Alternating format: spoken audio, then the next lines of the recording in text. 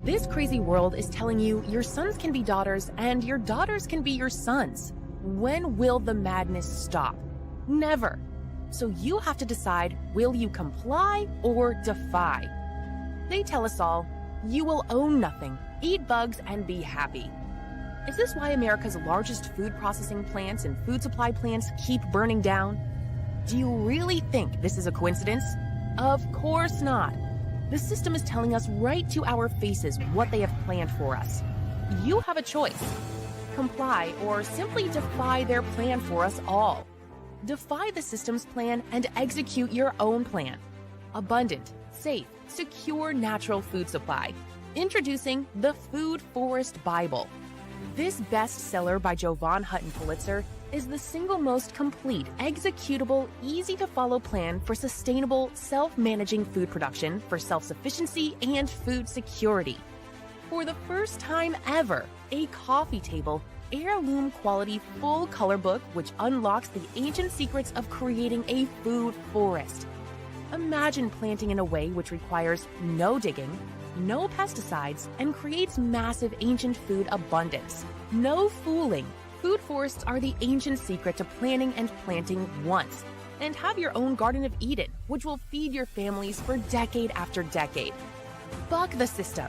Buck the New World Order and order your very own copy of Jovan Hutton Pulitzer's Food Forest Bible. Learn how to create a sustainable, self-managing, natural food production for self-sufficiency and food security for your family. Side yard, small yard, backyard, backlot, or even lots of acres, the Food Forest Bible works for everyone. Order on Amazon, hardcover, softcover, or ebook. Don't comply. Expertly defy the system. Hey, folks, welcome to the program. I'm glad you're here because today let's just kind of keep it casual. Maybe you got a brew, maybe you got something to drink. And yeah, today's a good day. I started off this program with a thumbs down. You know, you got to be doing something right when your haters and your detractors can't wait for you to get on the air and they're there every single program. Now that's obsession. Thank you. I'm glad you're consistent. And I'm glad you're here. Anyway, folks, raise a finger, right? Share this program. We're kind of just going to discuss the different things going on. Now, I'm going to be monitoring chat. What I want to see is, you know, what's most important to you, right? What's most important to you? What should we be talking about that we're not talking about? Or if you want, how do you think everything's going? How do you think President Trump's doing? Think President Trump's doing great?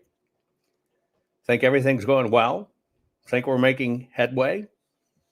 I want to know what you think is going on. By the way, today's program, right, is brought to you by the fine folks at Goldco. Here's what I'm asking you to do. Would you please just go to jovanlovesgold.com and frankly, it's very simple. I mean, the request is good. Feed your brain, cover your ass. How much easier can it be? You hear all this stuff about digital money coming. You hear all the horror stories. You know it's absolute control. I mean, come on, think about these things. If they're making farmers that supply the community, small farmers, kill their animals because they want to control the food, or they're trying to get rid of like propane gas, natural gas for stoves, which is, you know, you're not connected to the grid if you have that. You got to understand they're going to do it to money too. The writing's on the wall. So all I'm asking you to do is to go to jovanlovesgold.com. That's it. It's so dang simple. Fill out the form. Get your free gold and silver kit today. That's it. And then make up your own mind, right? Make up your own mind. Literally. It's not that hard. Just make up your own mind as to, do you need to cover your ass? I'm telling you, I think something's coming. You should at least have a little bit. You should at least have a little bit in case for a while money kind of becomes useless. And if you study history, you will find that it has happened many, many, many, many, many, many times. Anyway, it's that time of year you're going to be getting family together. You're going to be thinking about maybe gift giving. Here's a good hardback book. It's not just a book. It is a way for your family, your friends to feed themselves forever. If you put a little effort into it. If you just think you're going to read and it's going to happen magically, ain't going to happen. But if you know you're willing to work, put in some effort, maybe even work your ass off, you can make sure you can feed yourself in a time of crisis. You'll find them over at Amazon. But the Food Forest Bible is plan, P-L-A-N, then plant, P-L-A-N-T, and you'll be able to feed yourself forever if you plant it right. Yeah, the longest ongoing food forest in the world has been going for about 4,000 years, feeding one community. It basically repopulates, reproduces itself. Now, you got to be careful. I kind of regret putting it out on an ebook because the vultures cracked my ebook and then made their own versions. I mean, come on, look at how close they copied. They could. It's a racket. So I won't be putting out any ebooks, but just make sure you have my name on it. I also teach you how to do it with fruit, or if you want to do a garden and not dig and not weed, that's it. And by the way, we still got this promotion going on for those of you, right, that want to get into freeze drying your food. I know people that have these, and every time, you get together for family celebrations, there's always tons of food left over. Unfortunately, a lot of it goes in the trash. They now just gather it up, pack it up, take it home, and freeze dry it and put together meals. And it literally has built for them an entire massive food supply. And all they did was hang around family dinners and stuff that were going on. So you got $1,000 off if you want to do it. Anyway, this program is going to be about you. I want you to share. And let's just talk about what's going on and what's important to you. Let's get started. Warning. The following program has been rated Dilligaff and is intended for open-minded audiences.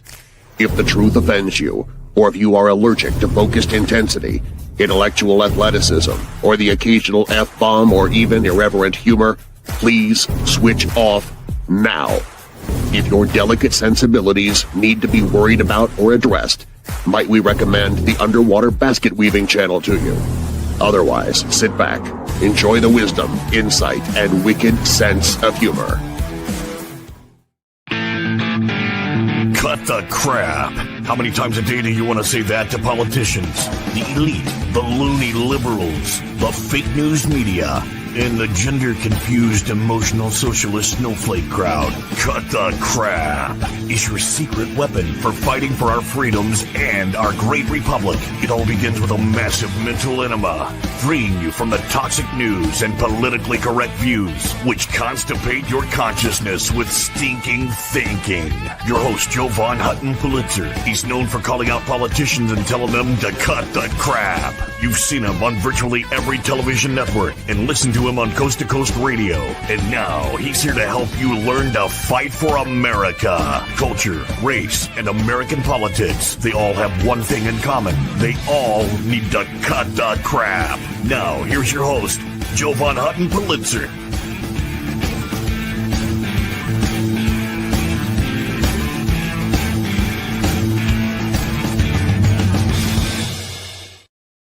Okay, folks. Yes, there's a lot of stuff going on out there right now. You've probably been hearing about, what's the fellow's name, Todd Blanche?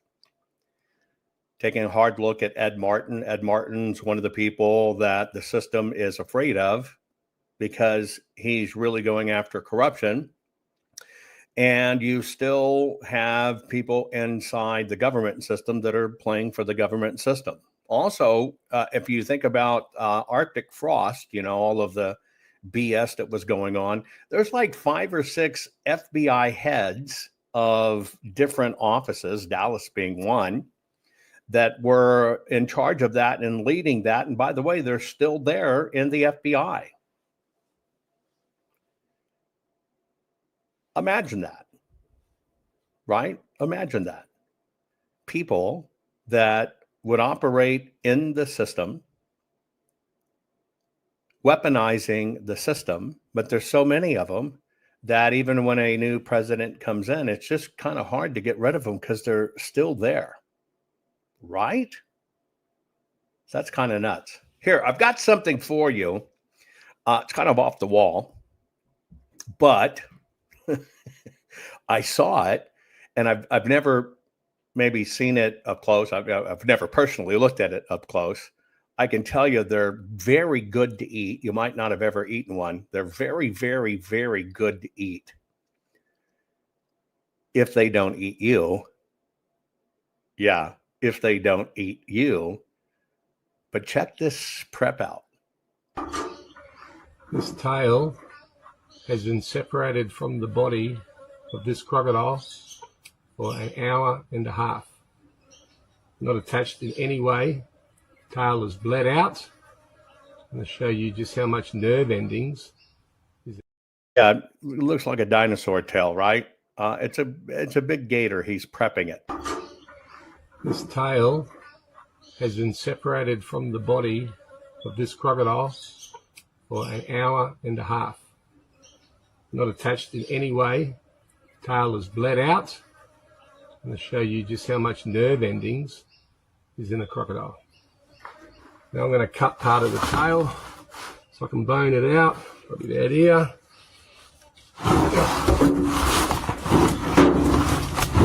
Now people think this looks cruel, but it's not attached to the fucking body. An hour and a half. Okay. Oh, fuck me.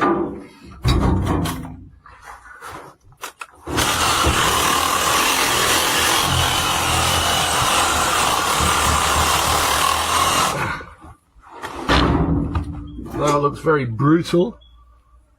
Well, it is brutal. That just goes to show how much.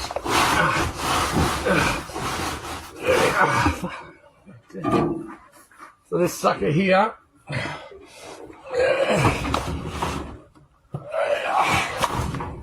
he will still fight me for the next hour and a half. Remember that when you kill one.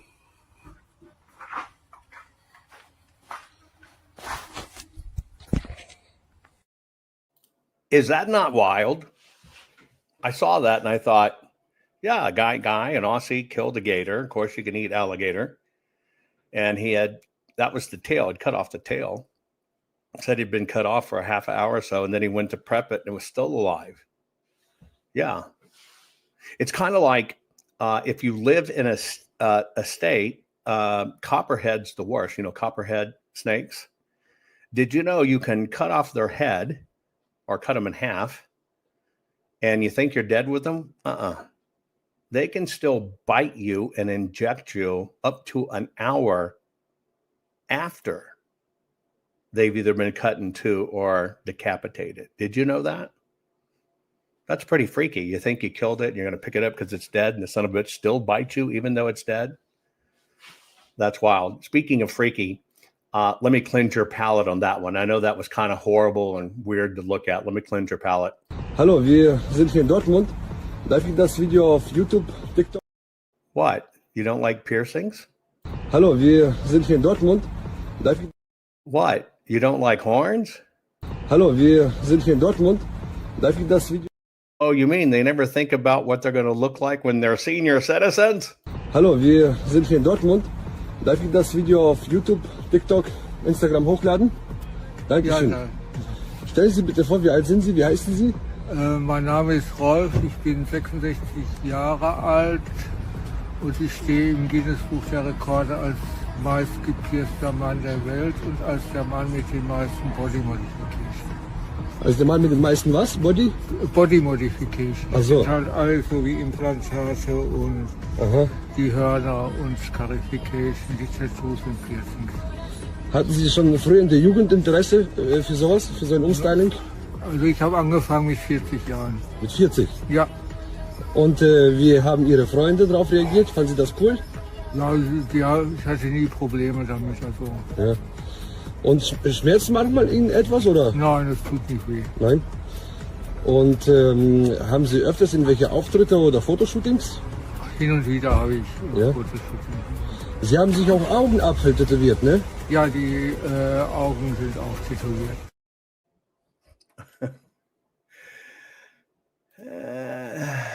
Yeah, that's my horny old uncle. Literally. No, I'm kidding.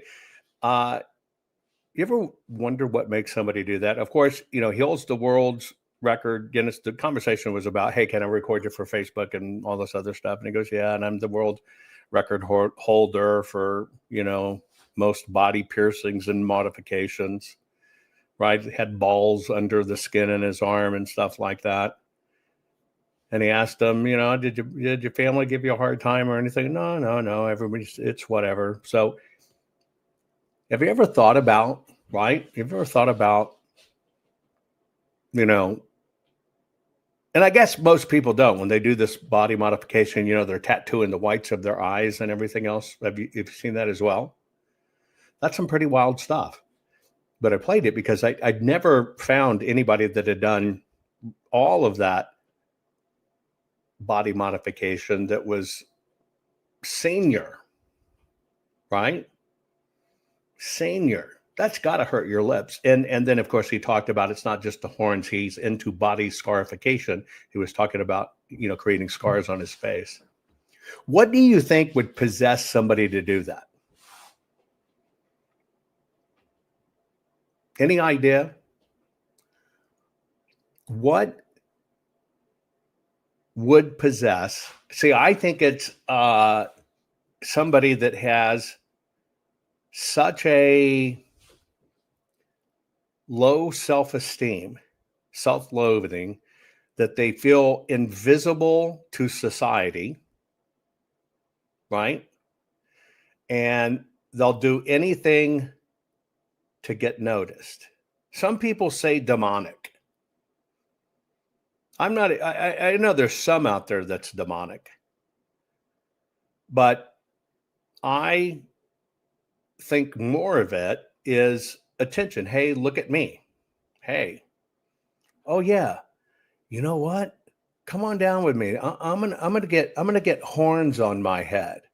Why did you get horns on your head? Well, it's because I clicked this stupid track.doc link on Rumble and it drove me crazy and I had to go get horns on my head. What is it? I mean, is there any serious body modification you would ever do? Have you ever thought about it? I'm talking a serious body modification. People split their tongues or any of that. I guess if I was forced to do one, I would, maybe implant a dildo on my forehead and be a unicorn. I could have a little more fun, right? But that's about the only thing I could think of that would be interesting. Helen goes, oh, Jovan, as a unicorn. How would that work? What would you look like? What are you looking at? Anyway. Boob jobs. I mean, boob jobs I think boob jobs for women are okay at any age, if that's what you want to do, right? If that's what you want to do, and you don't have to be younger to do it. I see. I think there's a difference. I don't think I look at boob jobs as body modification anymore, right? I can see a woman wanting a boob job to make herself feel better, I guess. The only thing I know about boob jobs is he who pays for them doesn't get to play with them forever. Somebody else gets to play with your work. right? The butt jobs. Have you seen these butt jobs? Right? I mean, I guess I could understand a woman with a totally flat ass wants a little bit of cheeks, but have you seen these big Mahanga Kardashian level assifications? I got to tell you, that type of ass is not attractive. How could it be attractive? How would you wipe your ass? Serious question. Serious question. Have you seen some of those things out there in the rapper community? How do you sit on those hams? How do you sit on a toilet? Let's see. I'm going to show you a few of these things, only because you asked.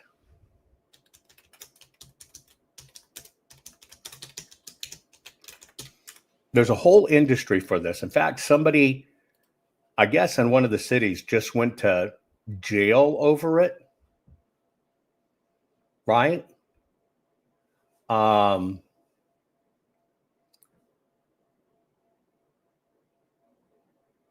Injecting booties with silicone, and she wasn't even treated right. Here's one. This is a true thing. Okay? This is a true image. And women are doing this, right? And yeah, Simply Gail, you're right. Went to Mexico for a butt job. Well, I guess what the infection was so severe, she has no ass now. Check this out. Again, I don't get this. If there's anybody out there, seriously, I already know who will kid in advance. If there was anybody out there that would be happy with this booty, tell me, is that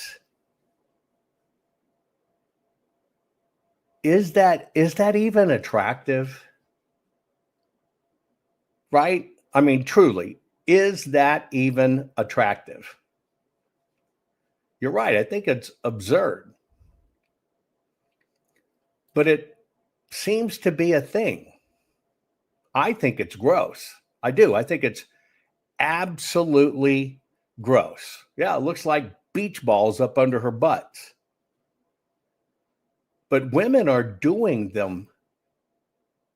this to themselves.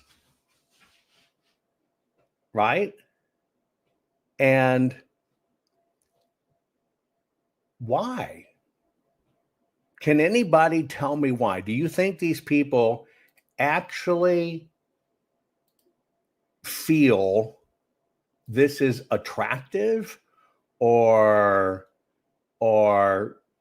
something good? Who actually feels this is even reasonable in any way? But it's become a craze. But where did the craze come from? I mean, in all actuality, what can you do with an ass like that?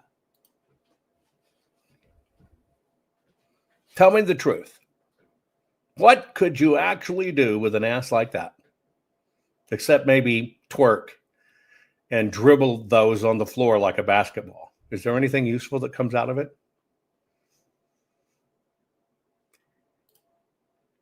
Self-mutilation might be self-mutilation is a mental illness condition. I've seen people who, slice on their arms and slice on their thighs and stuff like that. But do you think that this is part of that? I think it's different. Yeah, that woman's walking backwards down the hall and you hear like the garbage truck backup alarm. It's a flotation device, but it's on the wrong side. She's going to drown, but her ass will float. It's attention craving. Attention craving at all cost. Let's just be frank. What can you, if it was a sexual fetish of yours, what could you actually do with that? I'm going to tell you, you can't do shit with that because you couldn't reach the hoo-hoo hole. And yeah, how do you even take care of it? And even think of their back, right? If they were laying on their back, how do they sleep?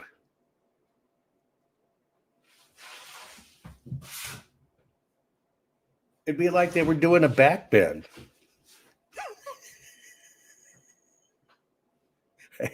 I don't get it. I try to imagine it, right? I try to imagine it, but I don't get it. They sleep face down. How do they get up? How do they roll on their side?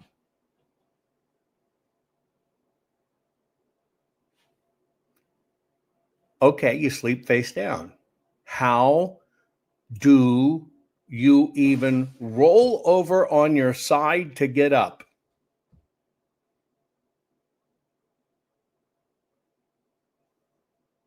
Do you think they never think of these things?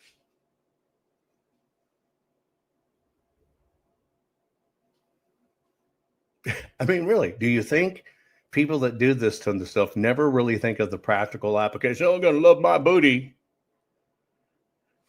You know, there's a difference between damn and damn. You know what I mean?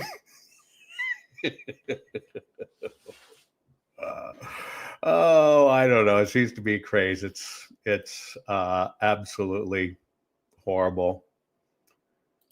We got so many horrible things going on. We probably need to go to church and cleanse our minds, right? Morning, y'all. My name is Russian Kimball. My pronouns are he, him, his. I have the privilege of serving as the pastor of Broad.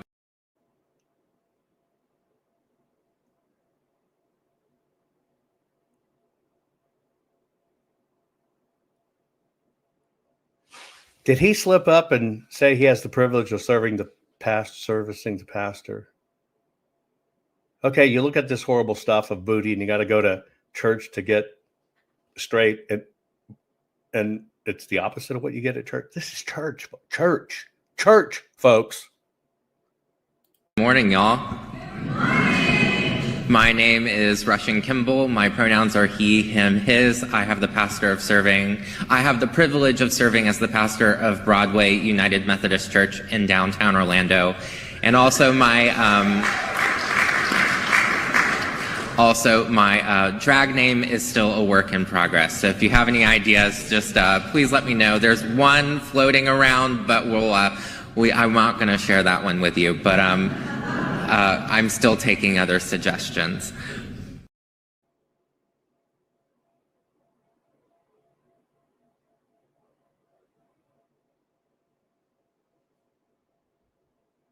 Just a question. Who would ever think this is appropriate in church?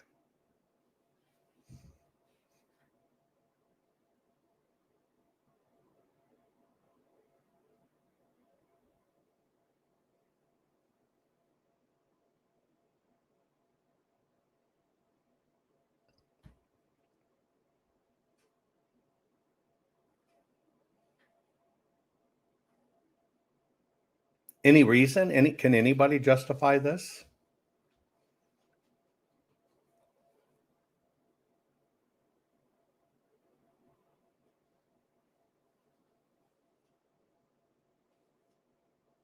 All I can see when I see this is, yeah, he was a good choir boy. Boy, he was at church with that pastor every day. The door was open. And now he went into the pastorhood himself. That's what he was doing. He wasn't blowing out the candles. Morning, y'all. My name is Russian Kimball. My pronouns are he, him, his. I have the privilege of serving as the pastor of Broadway United Methodist. Okay, so somebody said, Well, maybe the people just like him. I can buy that. But you see, that wasn't my question. Not at all. I didn't ask, do you think he's a nice fellow? Do you think he's okay? Right? What I asked was, how did this ever get okay in church? Juxtaposed to all the pastors and all this stuff that went on being pedophiles to the young men, and the church swearing, no, we're not. We don't have that problem. That doesn't occur.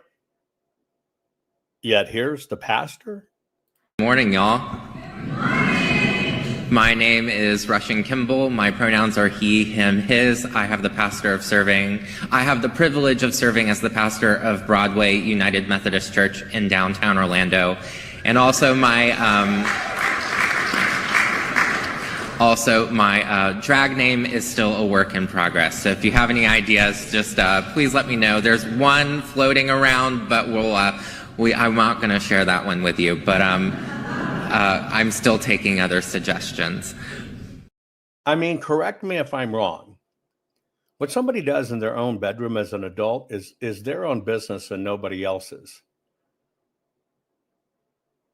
But isn't this wearing sexuality as a merit badge in public, and that public place is a church? See, that's what I'm saying. That's the differentiation for me. I could care less. That dude could have a preference for old men with pierced faces with double horns and just doing the pig wallow all over his face. That's his business behind closed doors. But isn't this bringing sexuality to the pulpit? Morning, y'all. My name is Russian Kimball. My pronouns are he, him, his. I have the privilege of serving as the pastor of Broadway United Methodist Church in downtown Orlando. And also my drag name is still a work in progress. So if you have any ideas, just please let me know. There's one floating around, but I'm not going to share that one with you. But I'm still taking other suggestions.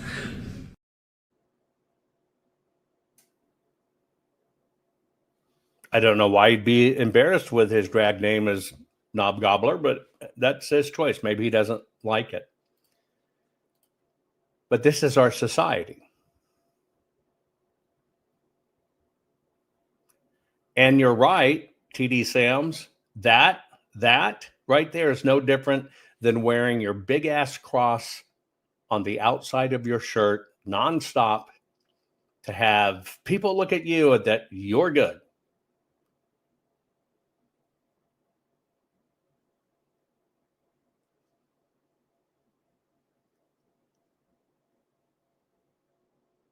Don't you think things like that create atheism?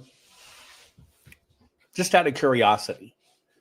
People searching for their faith, not quite convinced where their faith is, do believe, well, I think there's a higher one. Somebody takes you to a church and that's what you see, right? Don't you think that would create atheist? Which is now the question, is this part of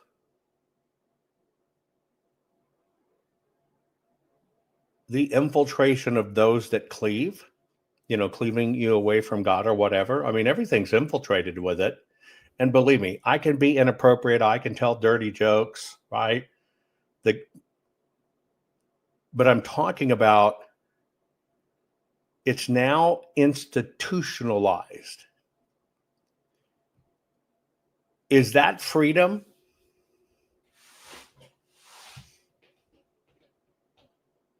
Interesting question. Is that freedom? Be free to be who you are.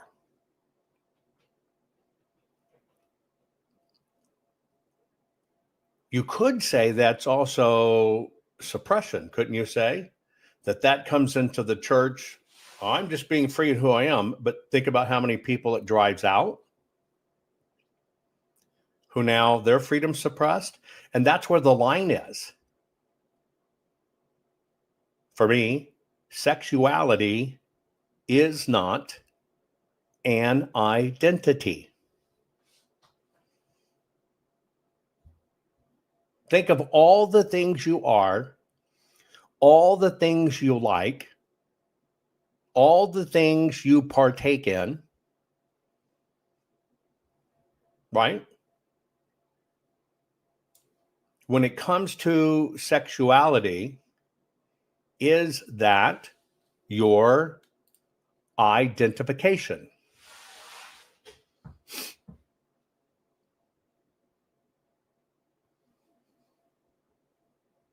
I don't go, I'm a bagelite. You've got to, I'm a bagelite. I love bagels. And if you don't like bagels, you bagel phobic.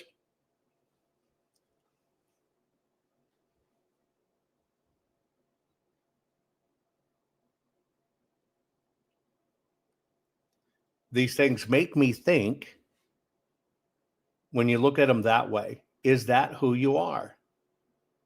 When it comes to sex, I've done it all and hope to do a lot more, but I've done it all. But is that my identity? Any of you, whether you've been with one sexual partner your whole life, or you've been with 100 sexual partners in your life, is either one of those your identity? That's just my one question. Is that your identity? Now, if you think of anything that becomes politically charged, they took a part of you and then they weaponized it politically. Think about it. On every one of them, you ready? African American.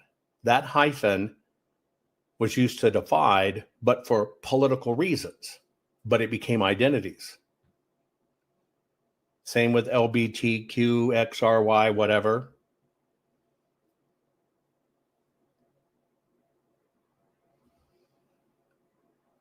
Think about it. Any way they could isolate one of your character traits and you adopt that as your de facto personality, all of them then become politicized. And then they claim their civil rights are being offended, and then people held them as trailblazers. But do you see the same common denominator? If you focus on the hyphen, almost always it becomes politically weaponized, like a vegan. Are you a vegan? Vegetarian? No, that's how you eat.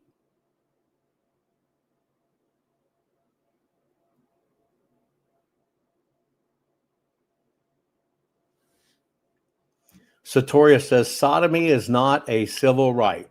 You're right, but it's sure as shit fun.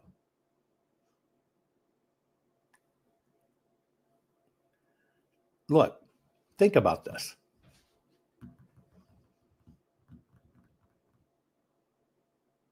Almost everything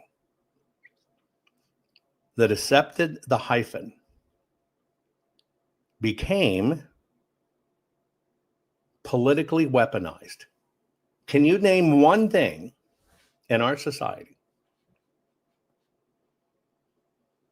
that got affected by the hyphen that did not become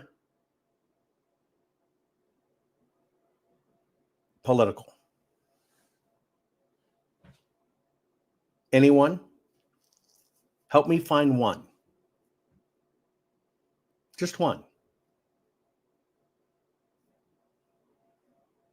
MB, are you making bagels right now? I found a recipe that I want to try that's all protein bagels. I don't know how they do it, but it's all protein bagels. I want to try it out. You're baking bagels right now? I adore bagels. Bagels like the bomb, especially when they're fresh. Bagels. What is two willing adults, anything's okay. It's because it's between the two adults, not anybody else. Can you think of any hyphen? Mexican American, African American, Muslim American, any of it, that when the hyphen is accepted, doesn't become weaponized. Simply Gail says, bagel with cream cheese, tomatoes, and bacon. Lox and bagel. MB makes bagels every Sunday. I'm coming to your house. If you can bake bread,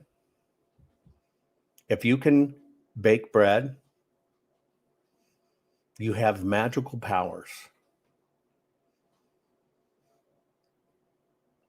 If you can bake bread, you have magical powers. Speaking of bread, for this Thanksgiving, I'm keeping it really simple.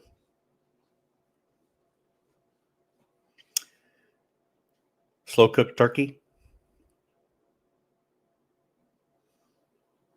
Might do one little salad, but then ready for this? 6 different kinds of artisan breads and 6 different kinds of artisan butter. And that is my Thanksgiving dinner this year. I'm going to chow down on artisan bread and fresh butter. Got some butter from Ireland. That's it.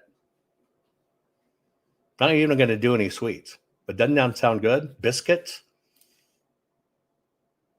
I love a good biscuit. Right? But doesn't that sound good? Pizza doughs. I think if you can make bread, and we know our favorite Crystal is a hell of a bread maker. She always waters us, get us going with bread. Jenny says she has magical powers. Look at that. Real butter.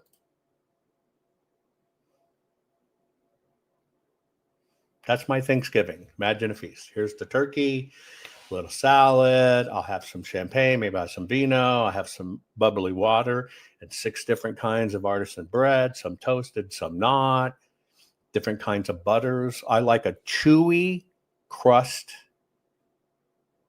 soft center outside of challah, right? It's chewy crust, whatever. Date that bread. True bread. Doesn't that sound good? That's it. Anyway. Sourdough with salted butter is the best. I like salted butter. I don't think I like unsalted butter, but I got a garlic butter, which just has garlic spun in, right?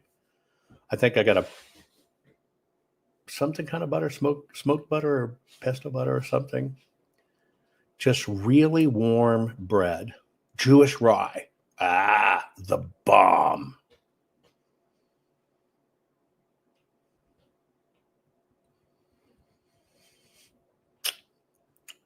MB says, these bagels are boiled in water.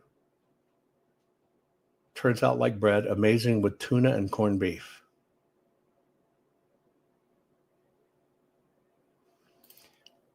I even went to the Amish store, got good flour to make them. King Arthur, they will it there. My cousin, who I went to see family and stuff, he has started planting artisan grains. There are grains, Kerrygold butter. Who said that? For Mathis, you're right. Kerrygold butter, good one. He started collecting the artisan grains from around the world, and he's going to grow for himself, just to grind for himself, the original ancient grains. Doesn't that sound cool?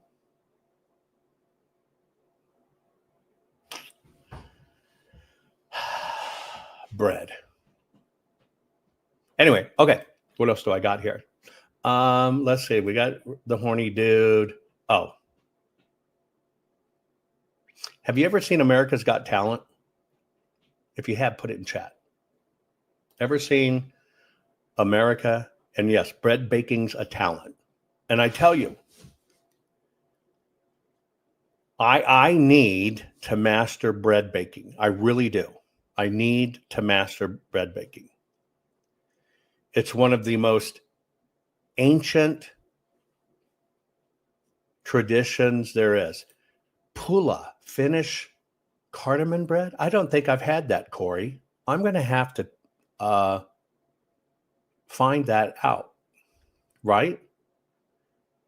Pula, Finnish cardamom bread.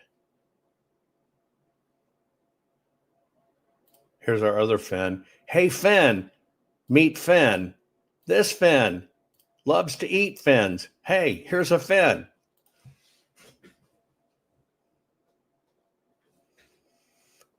And Cancerum mixer. What's an Cancerum? I got to look that up. ANKANSRUM mixer. Oh. Now that's nice.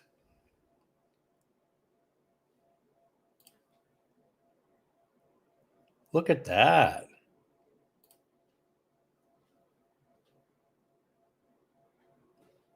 Look at that. I'd never heard of one. Honestly, I'd never heard of that. And they got a mincer package, a citrus press. I'm looking into that after the program. Thank you for that.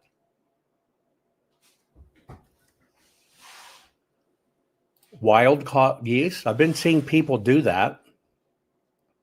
Right? Been seeing people into wild caught yeast. I've heard that too. Oh, she says it makes ice cream, sausage, pasta. Okay, I got to look into that. I wonder if I can get them to give you a discount. Right? Sator says 25 pounds of flour costs less than $10, makes a lot of bread. I'll take a Hobart floor mixer. Okay, well, let me look that up. Hang on. Hobart floor mixer. Holy shit. Well, that's like 30 grand. No freaking wonder. Oh, wait. 30-quart planetary mixer. Now that's the bomb. You have one of those? Who did that?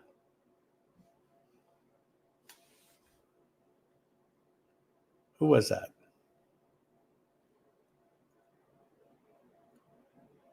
Now I can't see it. Dang it. Anyway, we've been talking about these things, and no, there it was. Oh, Craig. Craig says he wants one. I want one too. Let me tell you how some of this came up, guys, in case you missed the other day, and I'll stop meandering around in what I'm talking about. If you've followed me long enough, you know that one of the things I want to solve is the housing crisis in the United States. We're about 5 million U.S. homes short. And I also think housing's out of fucking control, right? You put your money in, you start paying on it, you wait 16 months, 17 months. I think it's just crap. So I'm out to change that. But in the process of changing it, I want to change the definition of the traditional home. Like dining rooms are going away. I love a formal dining room. But in this day and age, dining rooms are going away. It seems the younger people don't do it. Denise, you could be my personal realtor. But I'm working heavily with the team. right, to create life-styled rooms. Here's what I mean. You buy your house, you settle in. Eventually, as you get okay in life, you have your lifestyle rooms, things you want, like your gun vault, things you dream about, your quilting room. You follow what I'm saying? And eventually you get later in life and you finally decide, I'm going to do it because the kids are off at school or whatever. I'm going to finally have my model train room. I'm just picking ones out. But you dream about it your entire life, right? And by the way, just so you know, all of our ceilings will be at least 10 foot. I may go 12. Right? Gun armory room, etc. Well, I'm working on a concept of how to do this to bring hot swap modularization to homes. And so we're in the design concept of all of this. With French doors? Yeah, with French. Oh, Mamma Mia, I'm sorry. French doors? Yeah. Those two. But I will at least be 10-foot ceilings, but I will probably be 12-foot ceilings. I don't think stuff like crown molding and all that should just be something you do later. I want it to come with it. I want to figure it out. Aldia wants a pain room. That's fine. I can do that. Let's imagine your pain room. Let's see. A room loaded with monitors that plays footage of your chat 24 hours a day. No. But it's a personalized hobby room. I think you wait too long in life to do that. Right? You wait too long in life to do that. And so what I have everybody working on is you would get at least one lifestyle room you get to choose. Out of a battery of lifestyle rooms, you get to choose. And we fit it out and you're ready to go. And here's an example. This is a baking room. This is designed with those that bake and their needs, right? In a room where you can focus on it, because anybody that bakes or anybody that cans, it becomes a fiasco in your own damn kitchen. You know what I'm talking about. It becomes a fiasco in your own kitchen. And so instead of it making complicated where you fight for that space, I want to get it out of the kitchen. And I want to give you something you're proud of, something you've always dreamed of. Maybe it's a massive walk-in pantry. Now, I know y'all say it takes a lot of room. It doesn't if you plan for it up front. And that's the difference. That's the difference. We put these things off. But as a society, we're not traveling as much, right? We're not doing X things as much. We're living within confines. I want to get rid of that. I kid you not. I want to get rid of that. Freeze dry, prep room and station. When I see the future of homes, you're going to drag and drop your home. You know what I mean? You're going to look at it. You're going to be looking at it in 3D or whatever, and you're going to drag and drop what you want in it. And that's what you get.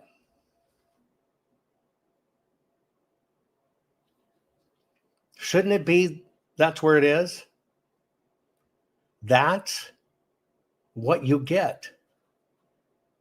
Think of how many things we put off and we forget we can have them. Nothing prevents you from having that reloading room. Nothing prevents you from having that cigar room, if that's you, or that wine room, or that pantry that's got shelves to the top, but it's got a sliding ladder, or a library. Nothing stops that, except somebody got in their mind that they could build a house, and here it is, and let's just get in and out and cheap. And that's wrong. A home is a person's single largest investment in their life. And your home should, in my book, immediately reflect your life. It just should. And I'm willing to do this anywhere. It means if you got a spit of land, right, we'll be there. But we got to stop putting off the things that make us happy.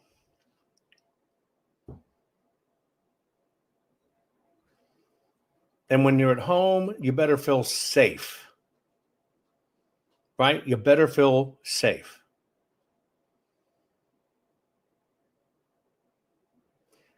California is not building with gas connections. Cooking and baking needs fire.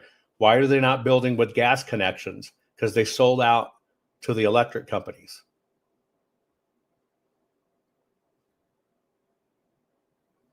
We put off our dreams too long.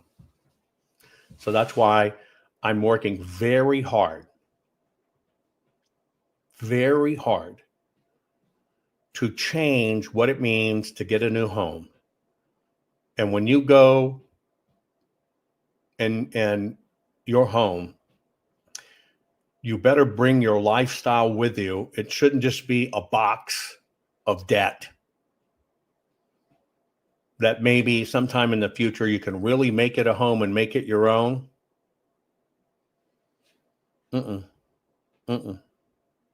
Something you're proud of. You drop as many windows as you want, wherever you want, all of it. You want a solarium, no problem. It's up to builders to fill this out. Right? It's up to builders to fill this out. And we got locked in. I'll give you a prime example. We used to build incredible log homes and stone homes. But then when Allentown, Pennsylvania and other places came in, right, we went to stick homes and that was it. Dina, imagine going to a website. Look, okay, think about if you could do this. If you could go to a website, let's just say you're in a market for a home. Forget whatever home you're in or whatever. Or even if you just want your home destroyed and you want a new one. Or if you have a spit of land and you want a home over here and let your kids live here. You know what I'm saying? You'll pick out your style of house. Doesn't matter what it is. You'll pick it. Boom. Here it comes up. Now you're looking at your house and you drag and drop exactly where you want everything. Then when you got it situated how you want it, then you begin to, what do I actually want in each one? Like how many people would love to have a mudroom that intercepts the garage?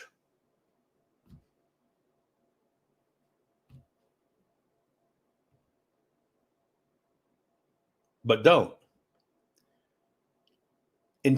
When I really got to thinking about freedom and grounding, right? I got to thinking about the concept, are we really free?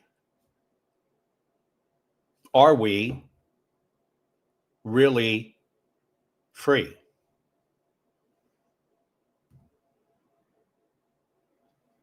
And then I just tried to look at everything out there. Are we catering to the system, or are we conforming to the system? Well, I think we end up settling. I think we just end up taking what's there.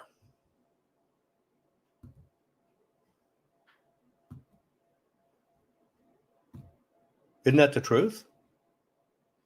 We just end up taking what's there. One of the most fantastic things I ever did in my life was I got to build out the family ranch, which started as a very small log cabin.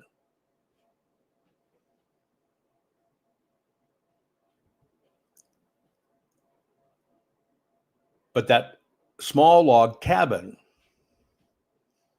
when I was given full control over it, and I said, I'm not holding back, and I'm going to make this thing for family, and I'm going to make this thing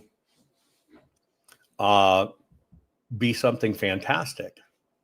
I transformed it. Now, what did I transform it into? 21,000 square feet under roof. 8 master bedrooms. Why have a side bedroom? It's not that hard to put another bath in or shower. 8 master bedrooms. Soundproofed all the floors, so you couldn't even hear anybody upstairs from you. You couldn't hear from room to room. The main kitchen in one house has a full main kitchen, which serves to a bar area, which opens to a living room area. That kitchen has a pass-through window to a sous kitchen, which is your freezers, refrigerators, 2 extra ovens, counter space and stuff, and that's where you can prep everything, and it's separate. That's connected to a dining room that's set 30 with a massive fireplace.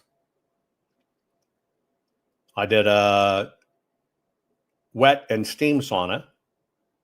I did a wet area with a massive jacuzzi. I did a yoga room. Indoor basketball court, tennis court, softball field outside, lighted riding arena. I'm missing the themed rooms. Massive media room, massive bunk room. What am I missing? Fireplaces in every great room. 8 fireplaces in every big room. 8 fireplaces. I'm missing something. What am I missing?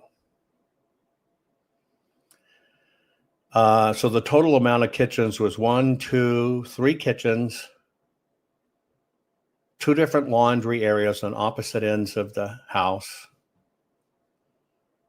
Then it had a set connected to it that I guess you would call it caretaker's apartment for people that lived in, but it had 2 baths, 2 bedroom, and its own kitchen. And they didn't even have to come through. And yes, I know that sounds ridiculous. I didn't have a Diddy oil room, but I could take you in a room, oil you, and Diddy you up. A little bit different. But the only reason I tell you this is because I've actually done that in life. And it was one of the most satisfying things I ever did. Everything I could see in my brain, right? Everything I could ever see in my brain, I did. Had a skeet range, pistol range, rifle range. Tree line drive with Bradford pears, which I ended up hating, but Bradford pears, but 20 on each side leading up to the house from the main gate. 3 main orchards, 2 vineyards, multiple gardens. But here's my point. Most people never get to do that in life, but it's not hard. And so when I realized that what I really gained out of it was creation. But we put, and I had 3 outside, 1 bedroom, 1 bath, living room cabins, log cabins, which if you didn't want to stay in the main house and we had guests, you could go kind of stay off in the woods in your own little cabin. I forgot about those. But here's my point. You normally associate that with spending an ungodly amount of money. And it doesn't have to be that way. Now, I told you something that I did at the height of all the crap I was doing and wealth and fame and all that. But I realized that doesn't just have to be for somebody that can drop a ton of money. If builders actually serviced a home buyer, the builder would build for you what you wanted. And I'll give you an example. It doesn't cost that much more to build you an exercise or yoga room or Pilates room because it's just mirrors on the wall and a particular type of floor. But builders don't do that. Why? Because they don't want to be bothered with it.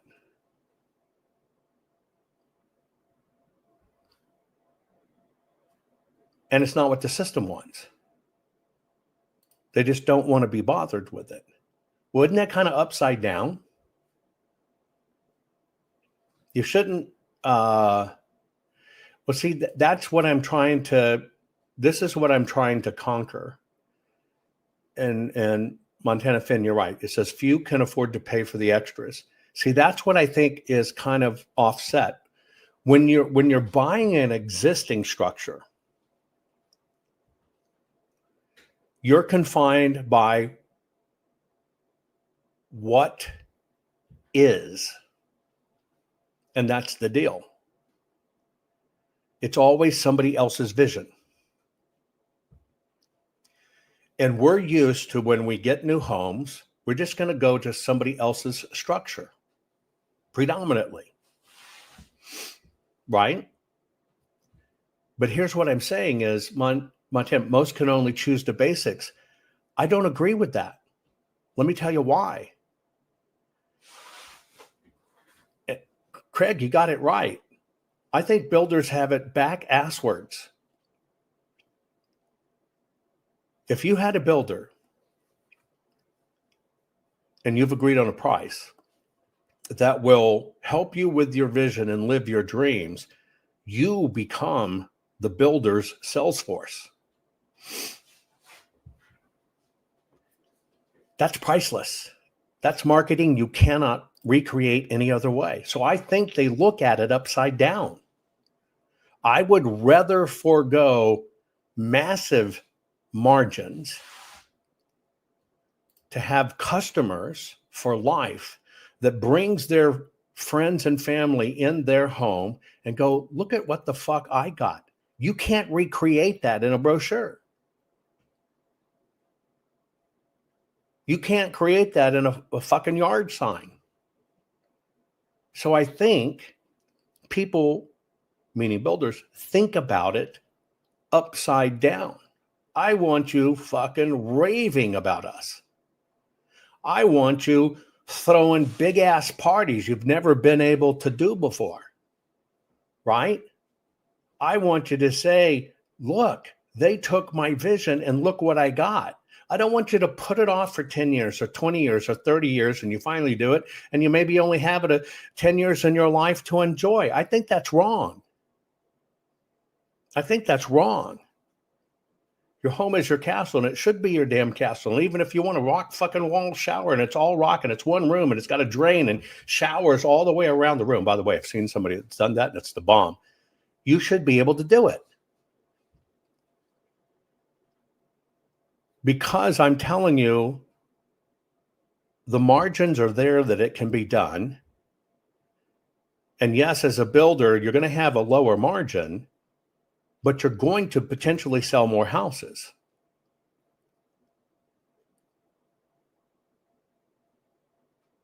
That's it. No cutting quality, none of that. Zero. But I've been in some of the most magnificent mansions and castles and homes in the world. And there's no reason you can't have some of these things. You might not have it on the same scale, but you can have it. And so when I try to, remember me, I go into something that's already there and just try to make it better. Who are you going to buy from? You're going to go look for, of course, you're going to look for what you can afford. But so let's just say affordability is not going to be an issue. But are you going to go over here to this little stick home? Or are you going to go over here and get to incorporate your dreams? I'll give you a kicker. Tell me if this would work for you. You know, when you buy your house, you usually have 90 days to 6 months guaranteed that nothing's wrong with your home. Any of you bought a new home in a subdivision or something, right? Yeah, subdivisions are to keep costs down, right? But you know how you get 90 days or 6 months guaranteed that there's no issues with your homes? We're running the math on it right now. And I tell you, when I pull the trigger, and I do something, I want to do it right. Get ready for this.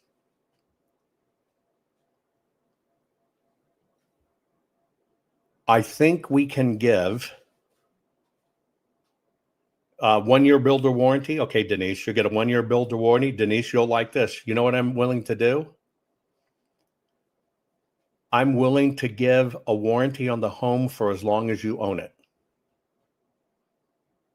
I will guarantee the structural integrity of the home for as long as you own it, whether it's the typical 10 years and you get a different one, or whether it's 100 years. I don't care. What do you think about that?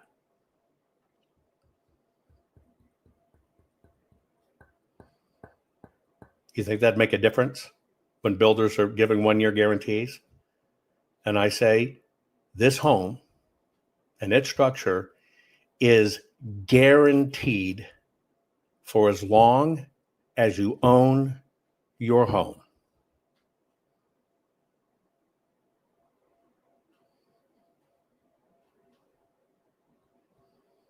Think about that.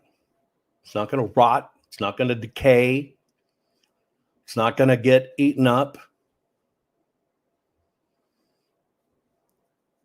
Now, if you leave a faucet on in the home and you flood the home, that's you. House starts leaking, though, that's me. I think I can do it. But it's all an actuarial process. And then I have one more standard that I'm focusing on. Okay?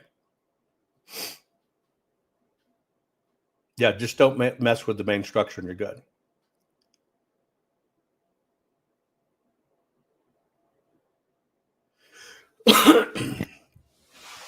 I'm also contemplating, I'm sorry. I'm also contemplating that from the moment you move into the home,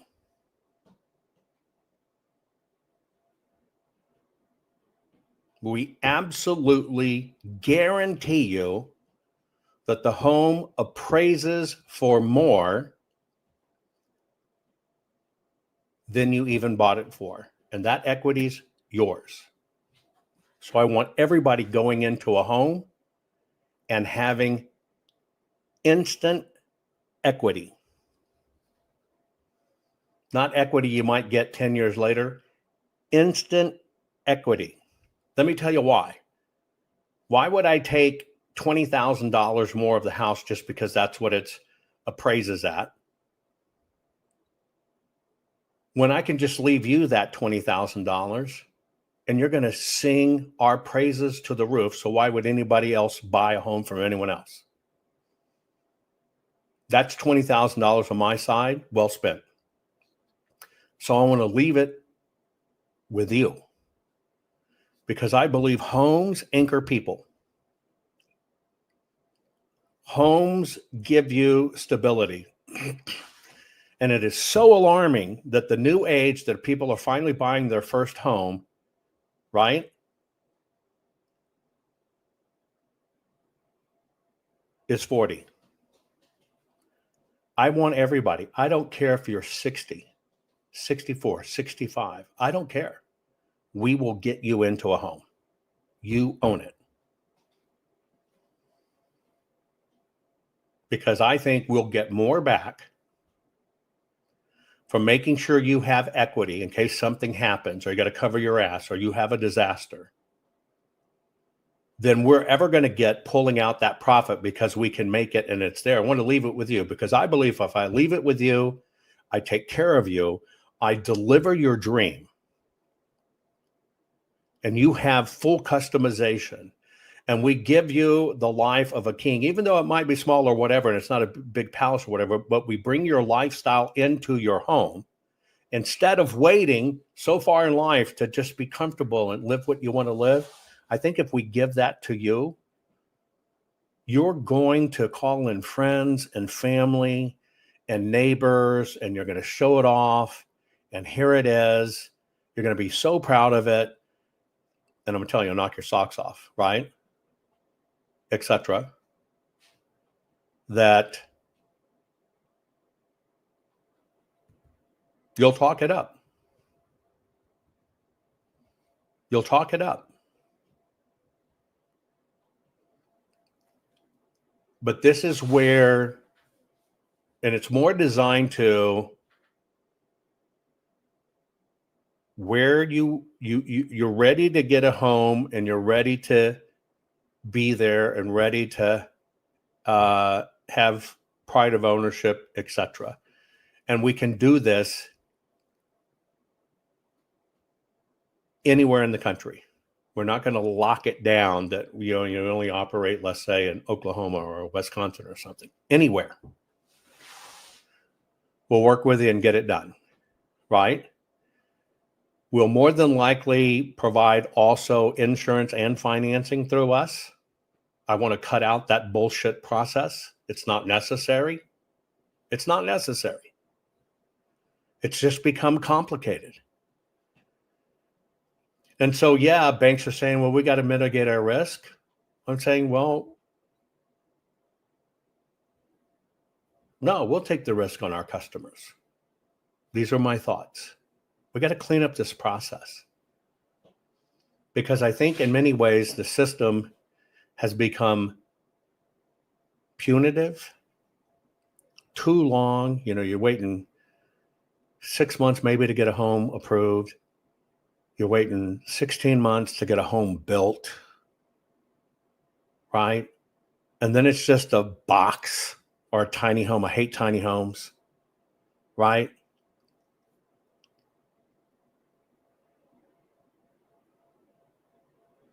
I just think it can be done. Right? I know it can be done. I know it can be done. And I'm also contemplating the concept, and I'll share it with you because there's some out there, but I'm also contemplating the concept. Don't think duplex, because it's not. Think really big home, but it's designed in a way that your family, or if let's say you're just a couple and another retired couple, you both can go in and your co-owners on the loan, but you can get more and your payments lower, but you got two people on the loan. And you can do that. It can be done. And older people sharing the cost, whatever, right? You can pull together and do these things. You can pool, P-O-O-L, pool together and do these things. And I'm not talking about condos, and I'm not talking about, duplexes or anything like that. We're talking about a bona fide home, which means rethinking the home to how do you use it individually and what should you have as common share. Not that everything's common share and you've got one room and this is it. That's not it. I think it could be done. I think it could be done. Next, if I wave my magical of all magical wands, we're looking at how would you do a subdivision? And if we did a subdivision, here's my vision for a subdivision. You build a neighborhood. Yeah, dual occupancy. Is that what you'll call it down there, Zodman? That's what I do, dual occupancy. But then you can afford the home because two people are getting it. But think of a subdivision, and you do an interesting trick. When you come into the subdivision,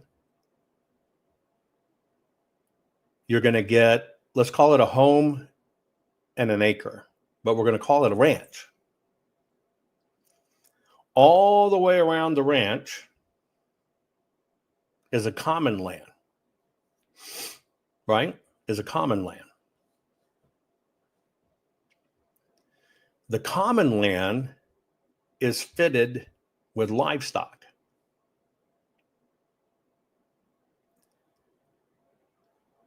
Everybody instantly qualifies for an agricultural discount on their taxes, which you know is much lower. Your house, you can go out your backyard. I'm designing in a way, you can go out your backyard, you can always hit that massive green belt. Okay? But there's common land all over in between. In the center of the development, you've got a lake and massive cared for gardens.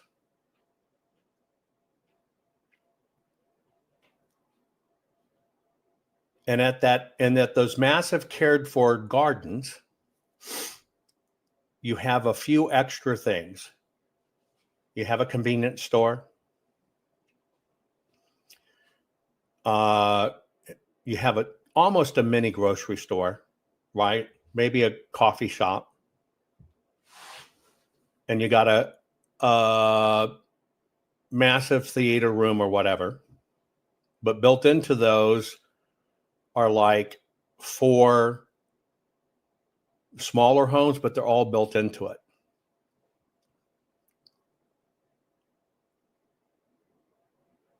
And what happens is when you buy a home,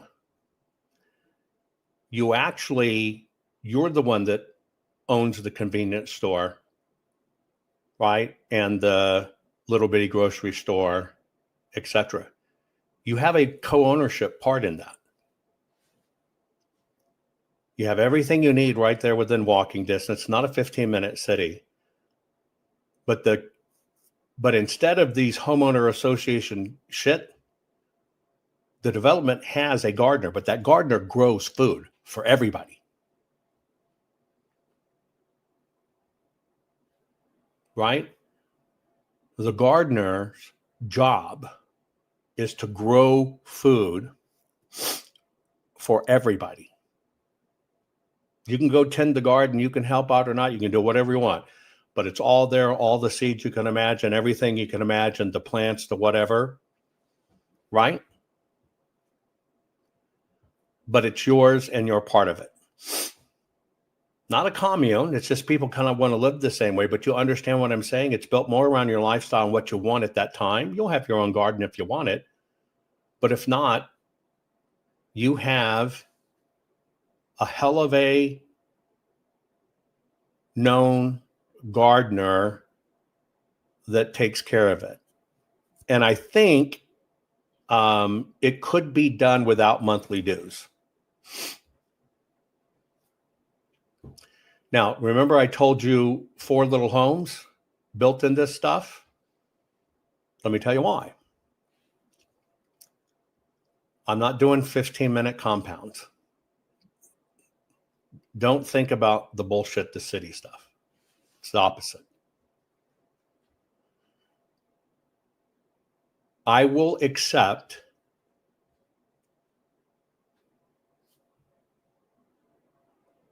retired military and or retirees that come into the community.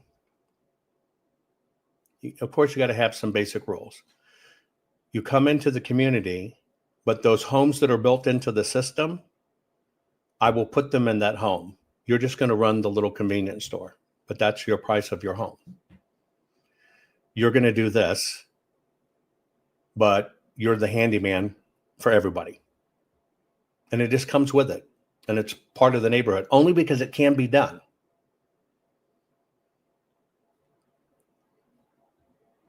Why can't it be done? Is because you sell out the whole community the whole time. I'd love beekeepers and beekeeping. You're right. I think money's better used for that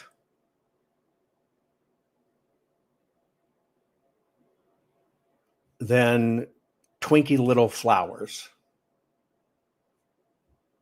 Oh, you got a nice entrance gate. Screw that. We raise our own honey, we bake our own breads and stuff, and it's just yours. Come get some. That's what I see. And we've been working on it for years and years and years because it all comes down to the math and how do you do that?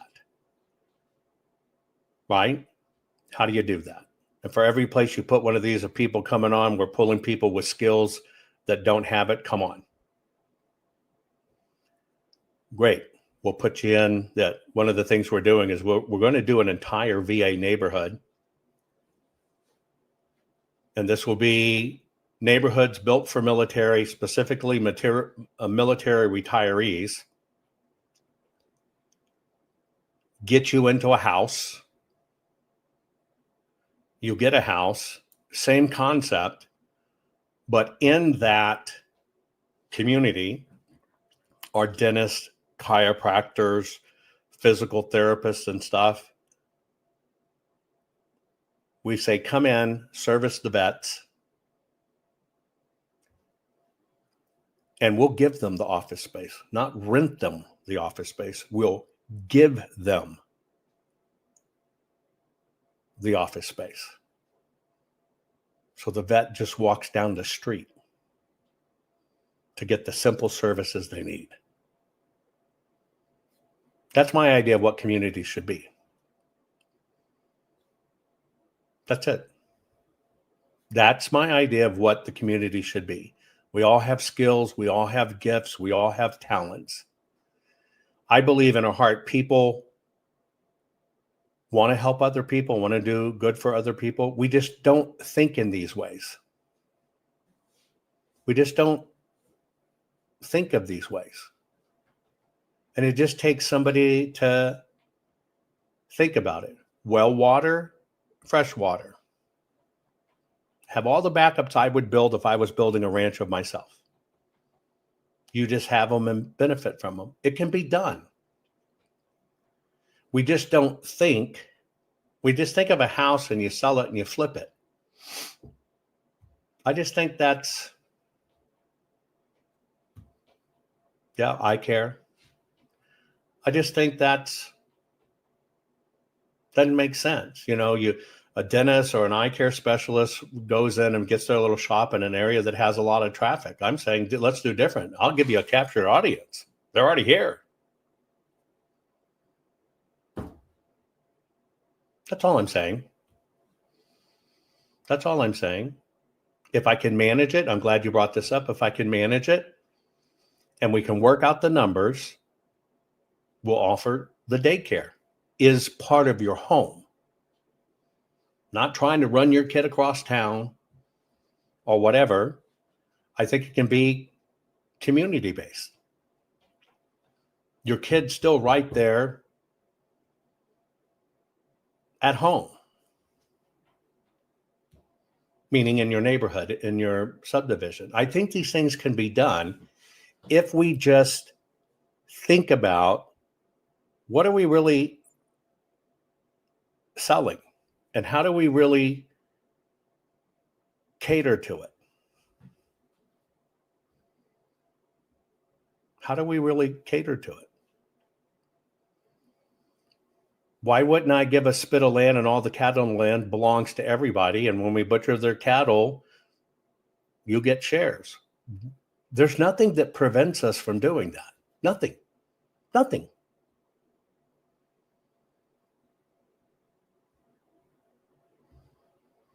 When you really think about it, nothing.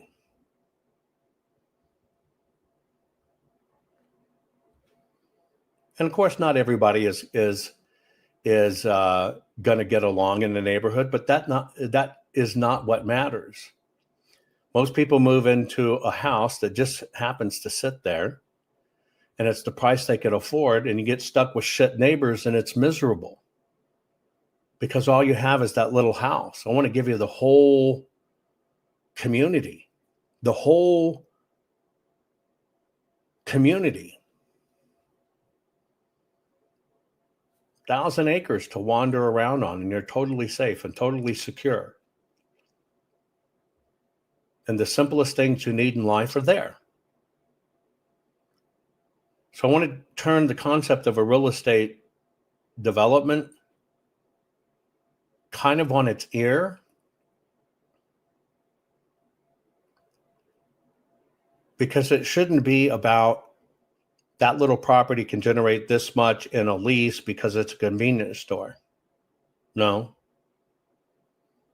I want a convenience store for the people to be convenient. I'll give you the space. You keep it stocked. You do it right.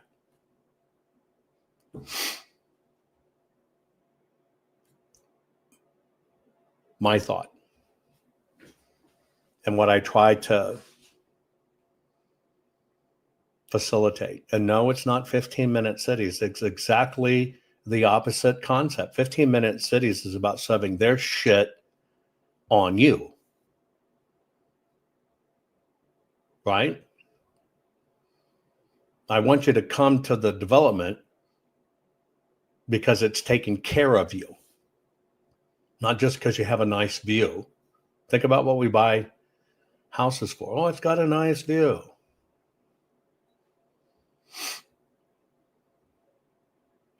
And you have something for everybody. But everybody's kind of like-minded, right? But we can do these things. It's not that we can't do these things. We can do these things. My last HOA, I think my HOA dues were probably, I don't know, $350 a month for one of my homes. Glad I'm not there anymore.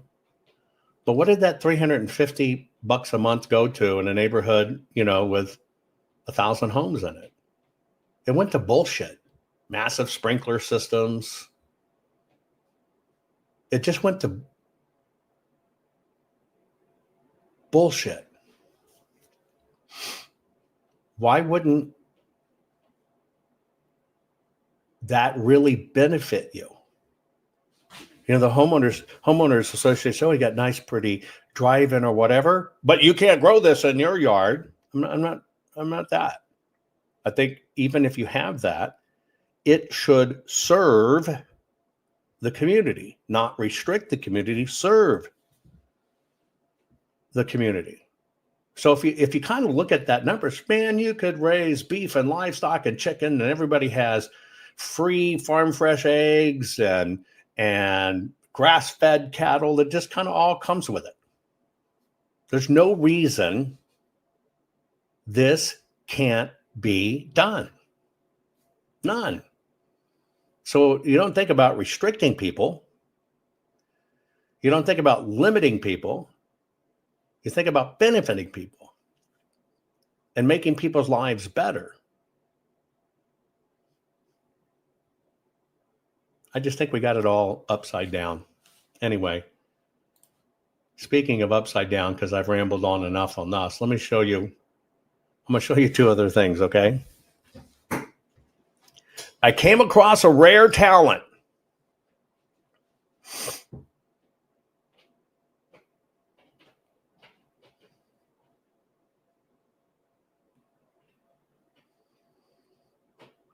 Now, we talked about what's going on in our culture.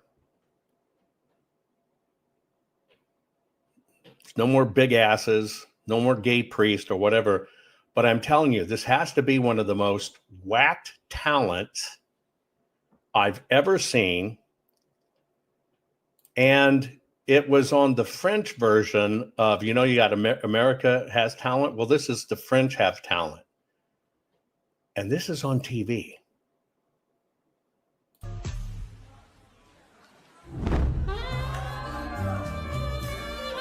Je m'attendais pas du tout à ça. Elle va pas te parler, elle va faire son numéro tout de suite. Vous regardez, c'est parti.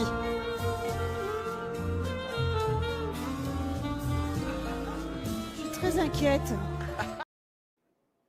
Now, you've heard the term playing the skin flute. This is a little different. This is certain folds of skin playing the flute.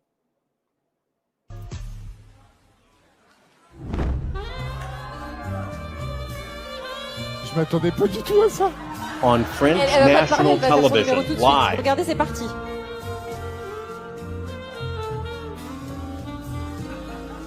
Je suis très inquiète.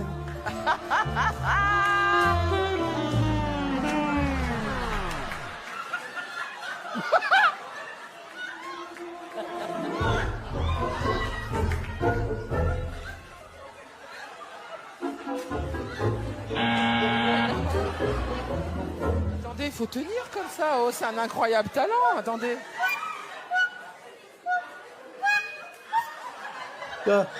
Where is Jacques? Jacques, don't make fool. Don't make fool.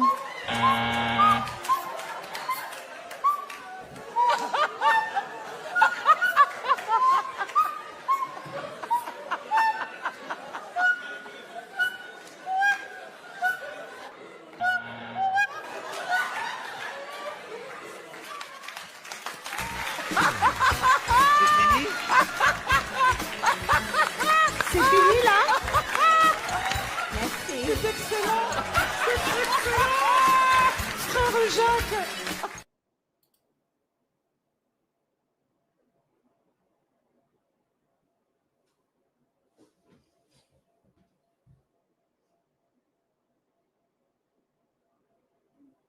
I hear she's a hell of a ping pong player. You're right, Kitty. How did she find she had that talent? Does this mean we should have a flute player in our community? How does somebody find they have that talent? And how does somebody go on a show to say, look at what my talent is?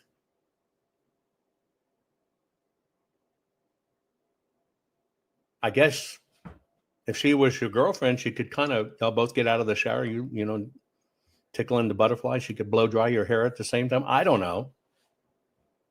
Are you kidding me? And that's Zamfir gone wrong. Yeah, Zamfir.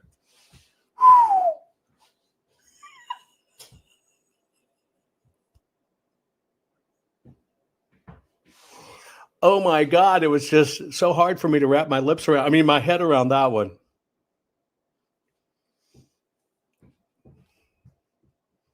You ask, can she do that in a marching band? Yes, but she has to crab walk.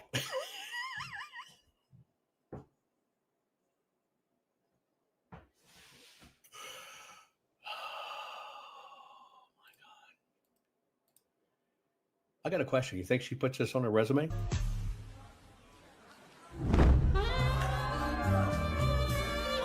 Je m'attendais pas du tout à ça. Elle va pas te parler, elle va faire son numéro tout de suite. Vous regardez, c'est parti.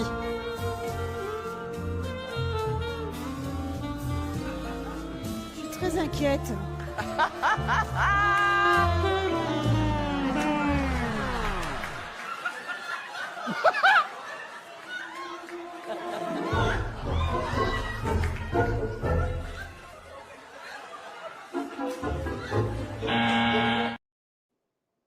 Now look, I thought I was a talented kid when I could fart with my underarm. Lord, did I know what people could do.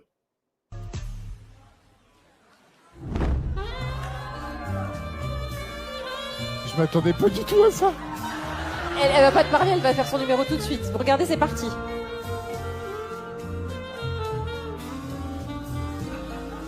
Je suis très inquiète.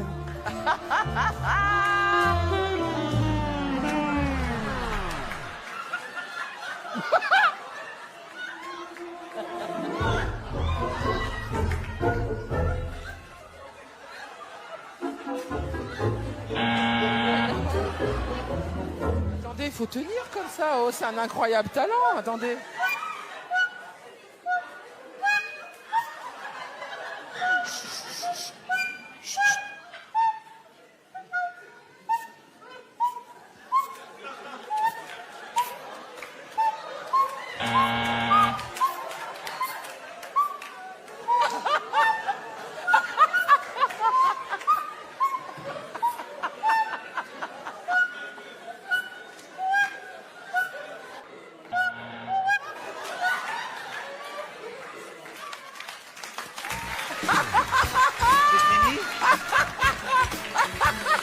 C'est fini là? Merci. C'est excellent. C'est excellent. Frère Jacques.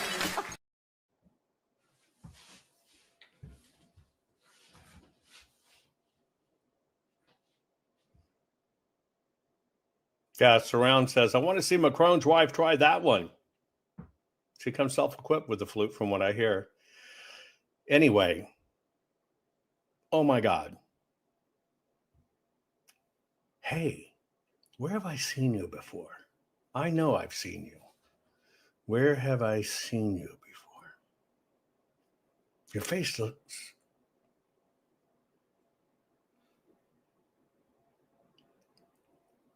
You're the flagellist. Oh my God, are you Queen Laquifa?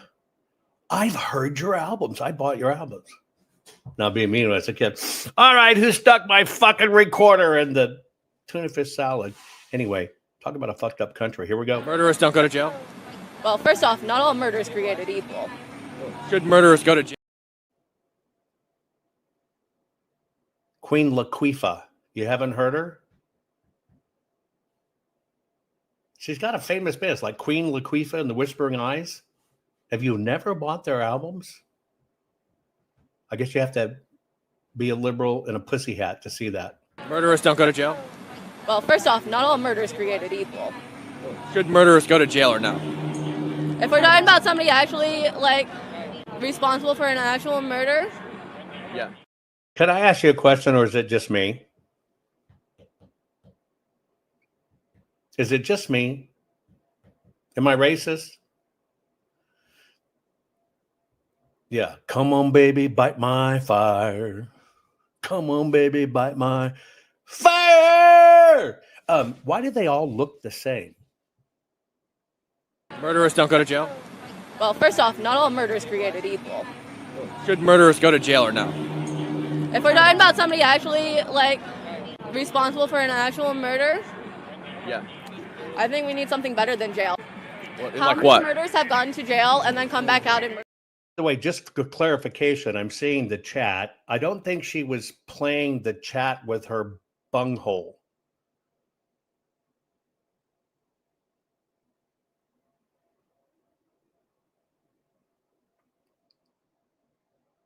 Okay. Do you think she was playing with her butterfly canal velvet taco, or do you think she was playing with her bunghole? Put it in chat.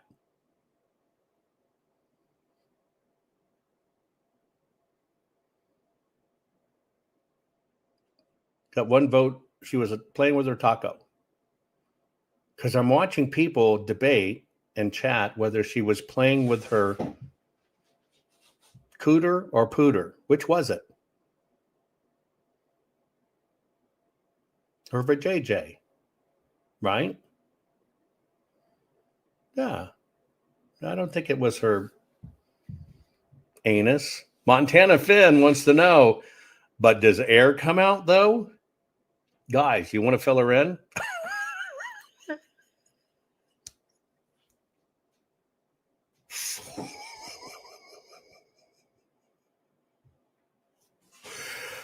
Oh.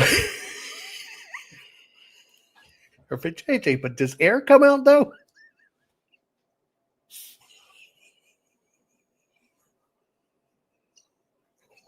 You're fucking killing me. Yeah, she's right. She was a true organist. I guess there's no air if the organ's not right, but if you got a big organ, there could be.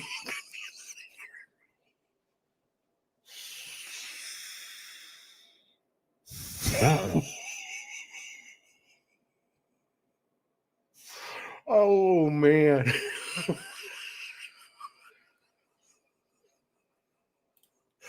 Oh.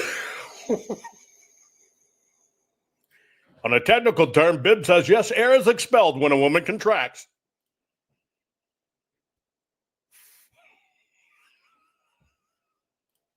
Speaking from experience.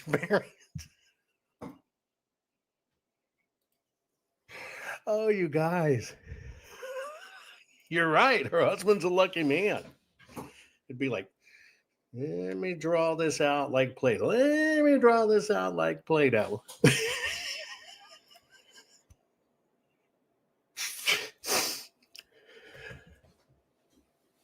Yes.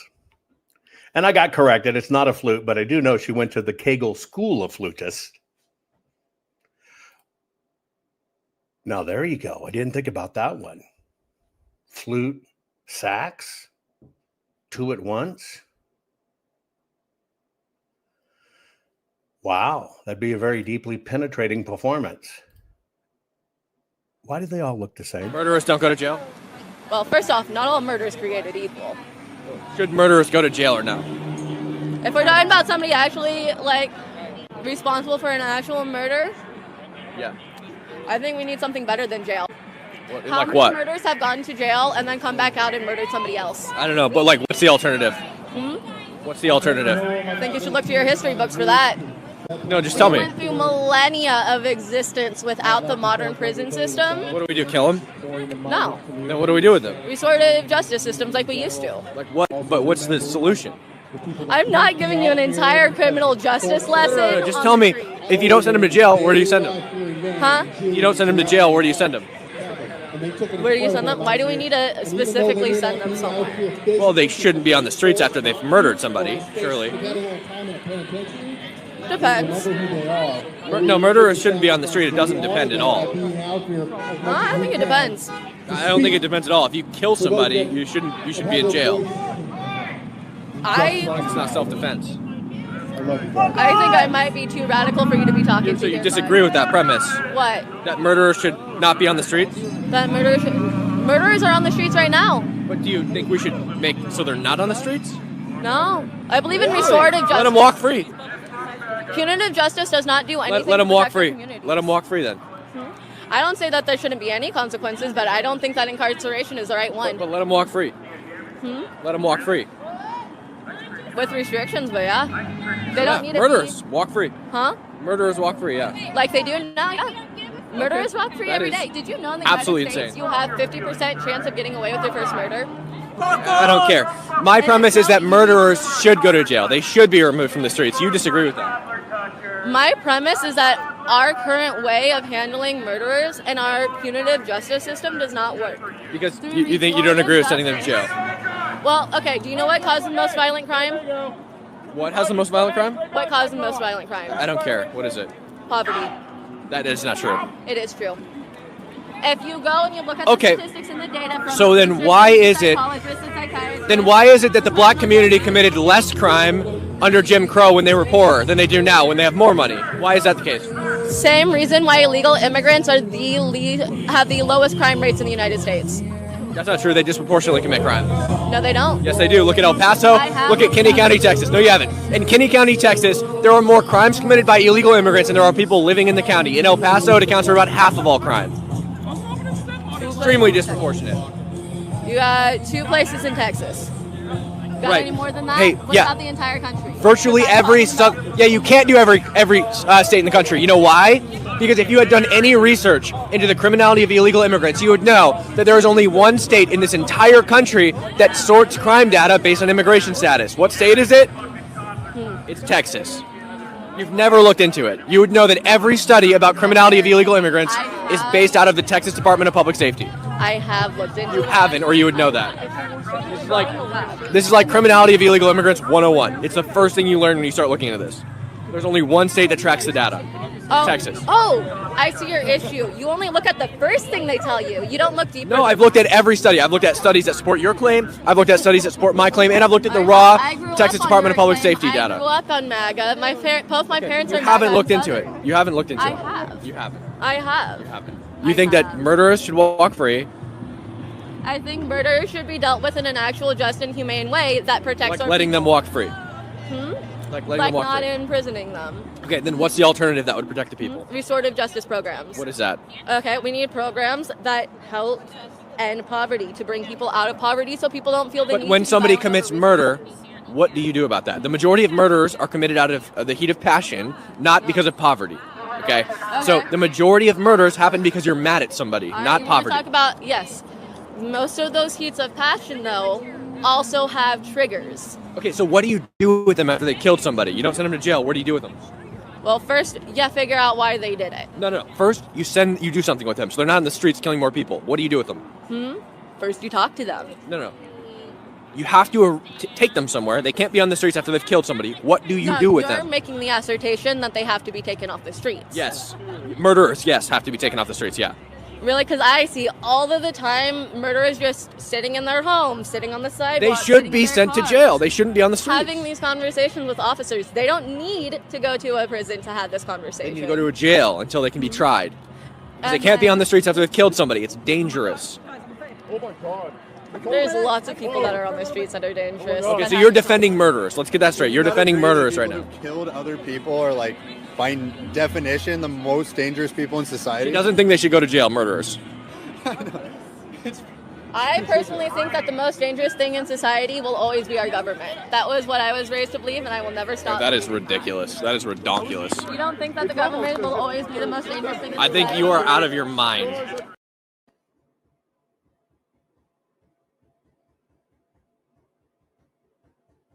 Do you think the pussy hat does it? You put that hat on and your brain just dissolves? Now, I want to point out some of the incongruent things she said.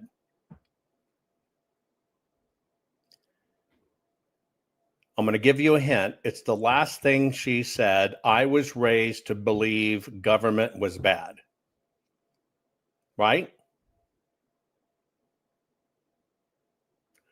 I was raised to believe government was bad. Now, did you catch that part?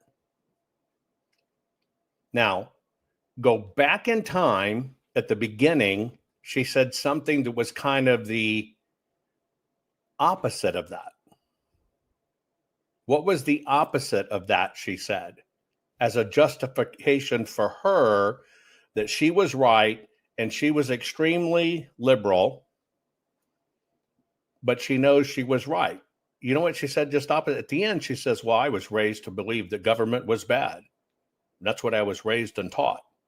But at the beginning, she said, well, my parents are MAGA. Both of them are MAGA. And I know how whacked this thing is, and I'm an extreme liberal, and I'm probably too liberal for you.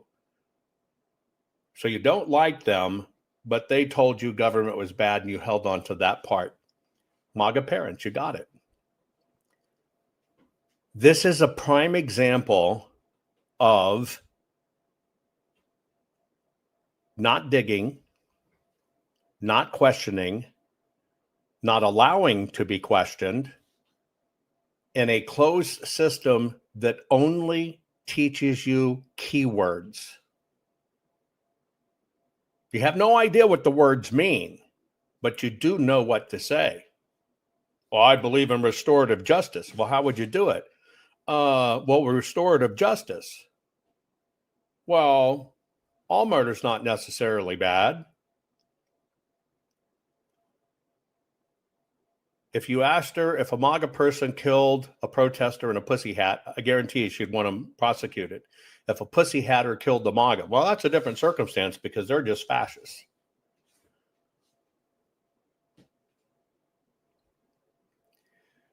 I've always warned against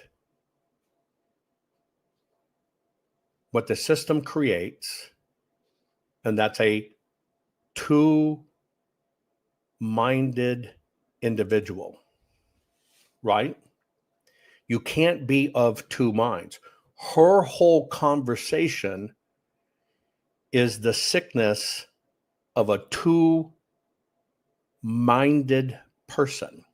I'm going to replay it for you because now I want you to look at this to understand the sickness that is created. I just want you to understand the sickness that is created. She has been told there is no crime, which is what Mondami has said. It's just people that have nothing. It's poverty.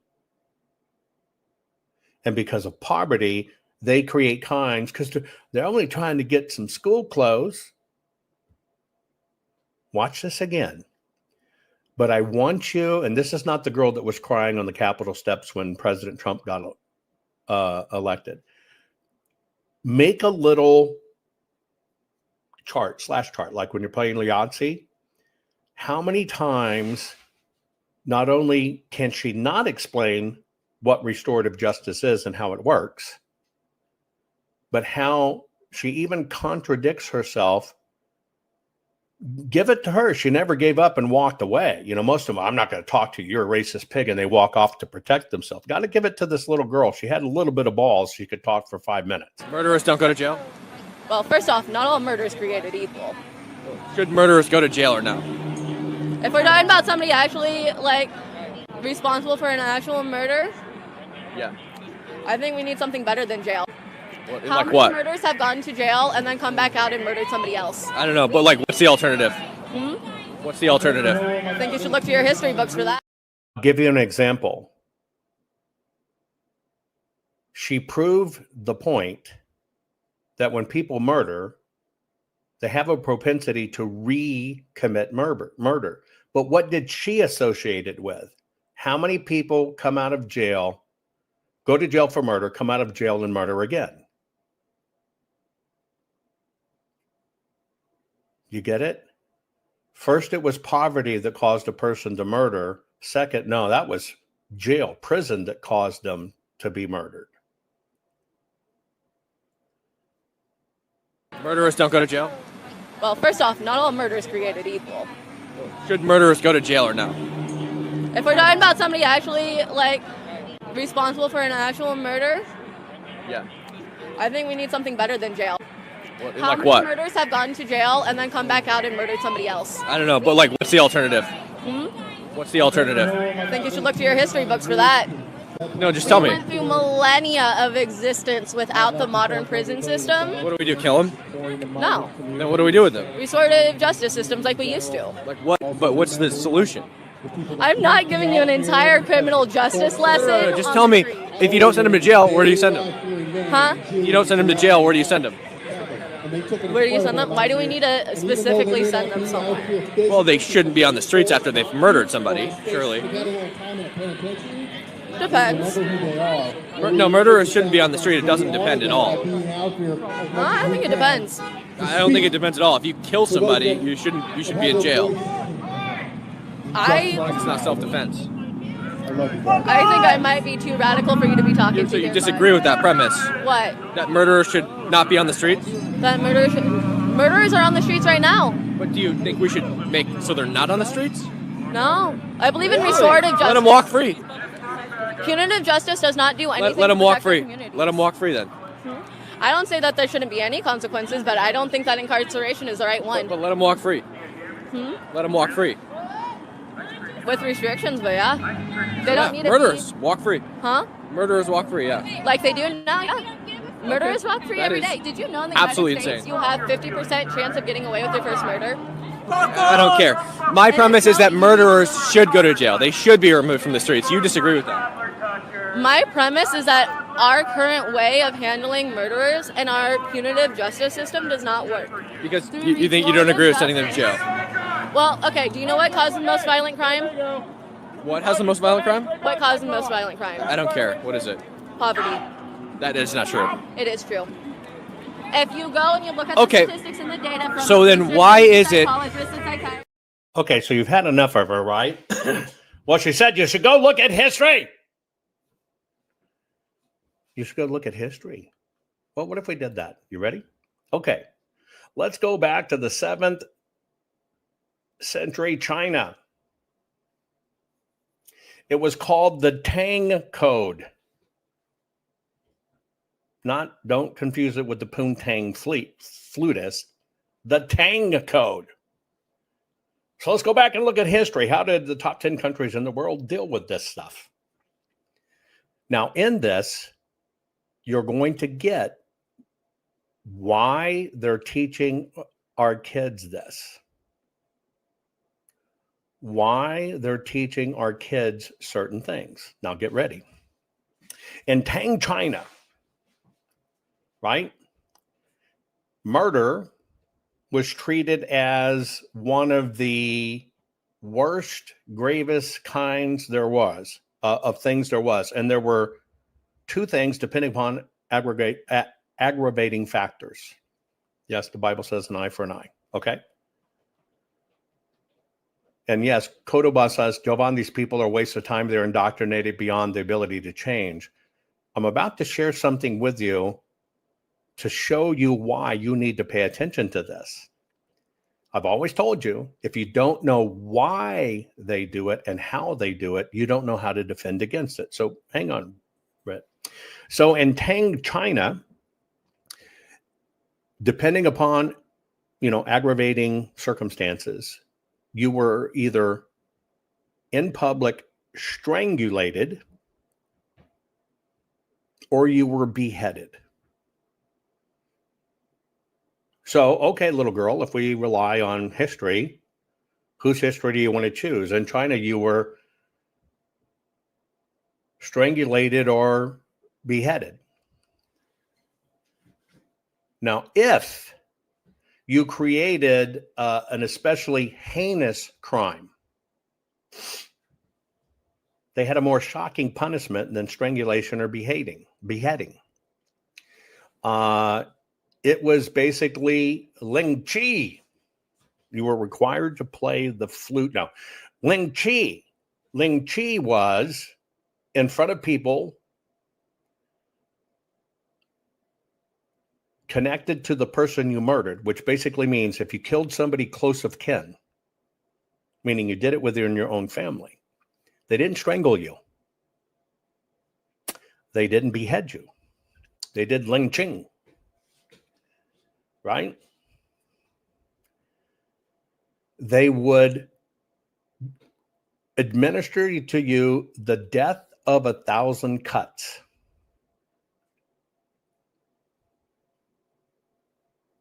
The death of 1,000 cuts. They would proceed to cut you in a manner that takes an incredible amount of punishment and time to very slowly bleed you out. Right? And so during those times, even in the late Imperial Republic, there has always been capital punishment. Okay? Now, the next country I'll tell you about is in, let's just talk about ancient Egypt. What did ancient Egypt do? Ma'at. Right? Ma'at. It was religiously, communally, murder was a most grave offense, right? They dealt with it by impaling you or beheading you. Yes. Think of a long flute with a sharp point on it, implanted in the ground, and then you just kind of set you on top and let your body weight, which is what Vlad the Impaler did. You try to hold it back with those kegels, but slowly your body can't hold anymore, and it just slowly, your own weight just keeps on digging the impalement deeper and deeper and deeper, and it just kind of runs up your intestines, hits into your stomach, and kind of crawls up your spine, scraping, till eventually gets up to your lung and stuff, and you're dead. Okay, she probably doesn't want that. If, in fact, it was murder, but it wasn't considered a heinous murder, they would do two things. There were two other ones that didn't kill you. Number one is they would mutilate you for life, so you were marked, or they would exile you to a foreign land, right? Period. punishable by death. So we got that from history. What about the ancient Greeks? The ancient Greeks, they had kind of a classification, okay? They had intentional killing. If you killed somebody intentionally, actual homicide, right? Then it was death penalty. If you, you didn't want to go to prison, restorative justice. Pay attention, because I'm going to tell you where this restorative justice comes from. And you might be informed on something you didn't pay attention to, is why I show this stuff. Okay. So ancient Greece, death penalty. Now, if it was an unintentional killing, then they would basically do a purification service, right? Plead for your soul. But they would exile you. You can no longer be around the country or the people. You're gone forever. And that was just for an accidental death. Okay? If for any reason the murder, and this is in Hellenistic and Byzantine periods, if any reason the murder was intentional, and it was tied to anything political, then you were absolutely guaranteed death. But they would mutilate you long before they would kill you. Ancient Italy, because she says, go back to look at history. You got to get, what's restorative justice? Well, you look at history. I'm going to get to it in a moment. Hang on. Of what history she's actually talking about. So in Italy, death was considered a private wrong, right? Private wrong. If it was an intentional murder, parricidium,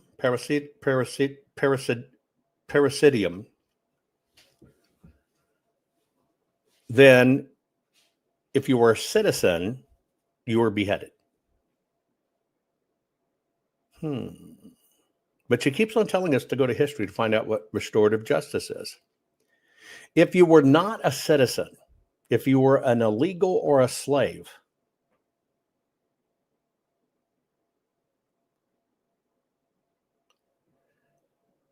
you were crucified.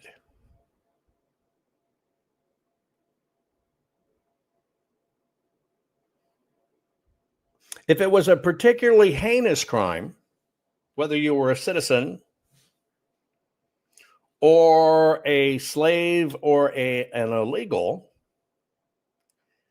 you were subject to demonanto ad bestias, thrown to the wild animals while everybody watches. Some city-states, Venice had beheading, etc., right? They kind of had that. And the United Kingdom,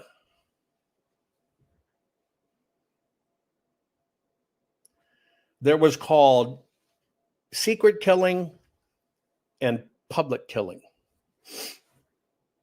They called one secret killing, you killed somebody in secret. They called one public murder, public homicide. And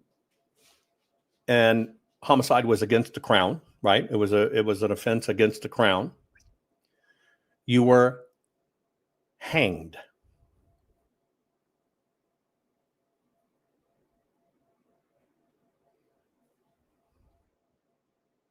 Hanged. Depending upon the crime and how particularly offensive it was, not only were you hanged, you were gibbeted.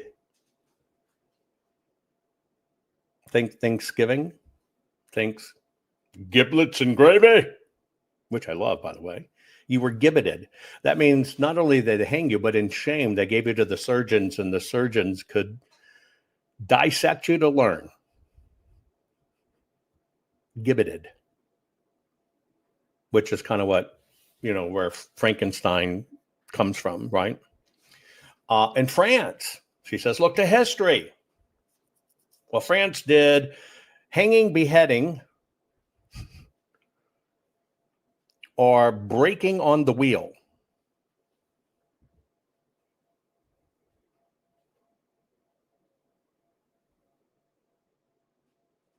We know hanging, we know beheading.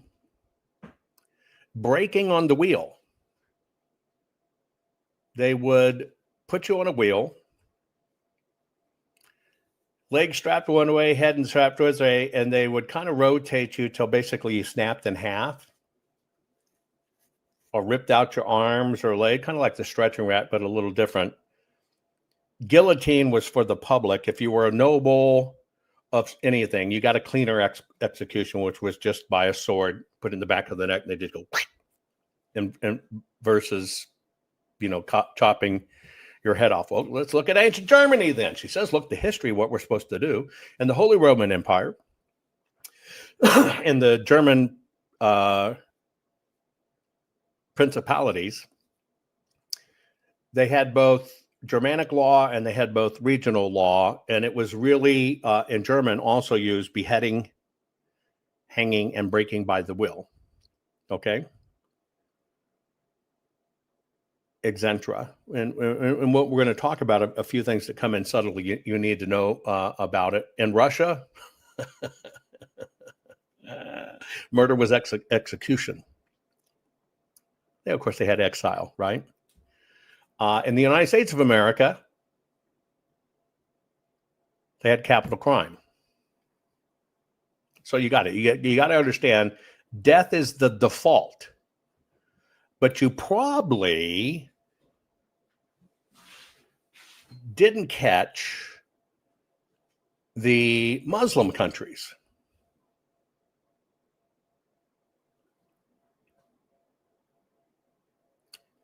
Yes, you probably didn't catch the Muslim countries. Manusmurti is one. Killing is a crime, right? Killing is a crime. But in those countries, Muslim countries, you might know some derivative of this is of Sharia law.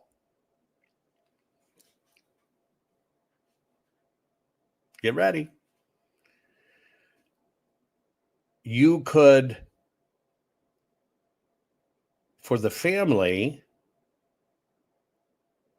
practice restorative justice by paying the family what you've come now to know in modern history as blood money.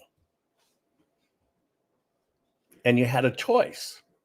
You could even have diya, payment of blood money, or you could have qisas, which is retaliation.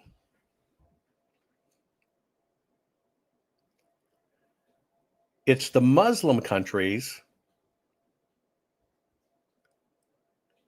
that practice and have restorative justice. Now, do you understand where this comes from? Now, do you understand why they're subtly teaching that in our universities? This thing about restorative justice, and they got our kids harping it. It's Islamification.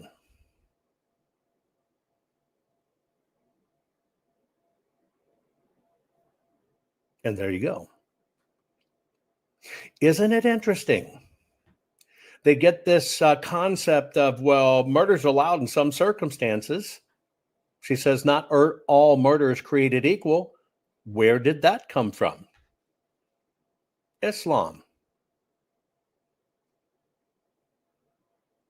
See, she's saying not all murder is created equal. If you offended me, if you have the wrong beliefs, if you're a Republican, it's all Islamic.